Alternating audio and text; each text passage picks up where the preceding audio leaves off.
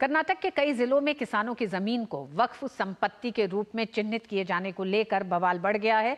इसके विरोध में भाजपा लगातार विरोध कर रही है। वहीं ये मामला अब वक्फ संशोधन विधेयक पर संयुक्त संसदीय समिति के सामने भी पहुंच गया है।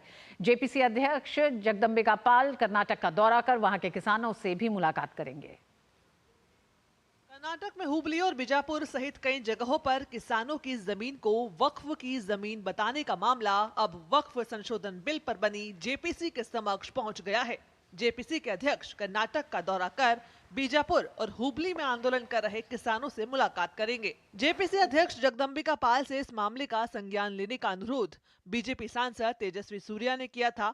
तेजस्वी सूर्या का आरोप है कि कर्नाटक में कई जगहों पर किसानों को राज्य की कांग्रेस सरकार की तरफ से ऐसे नोटिस आ रहे हैं जिनमें उनकी जमीन को वक्फ की जमीन बताया गया है।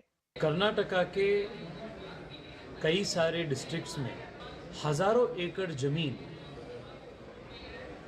जो आम किसान की है, इसको बिना नोटिस देके, बिना सुनवाई करके वक्फ बोर्ड ने अपने नाम पे बदल दिया।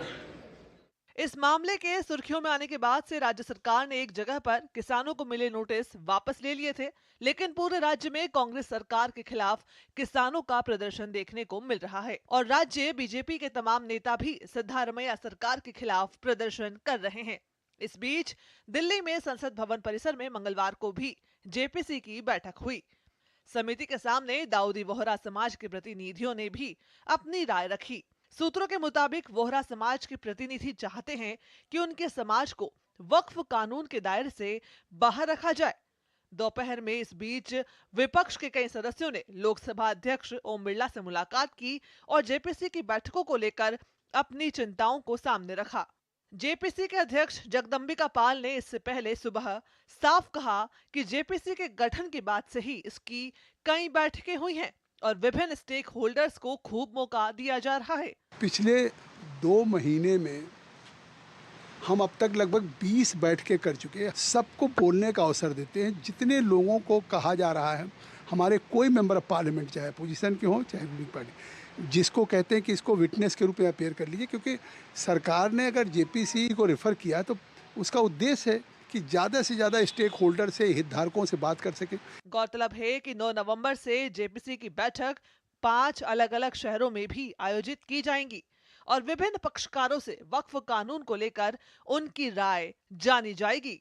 जेपीसी को अपनी रिपोर्ट संसद के शीतकालीन सत्र के पहले हफ्ते तक सदन के पटल पर पेश करनी है।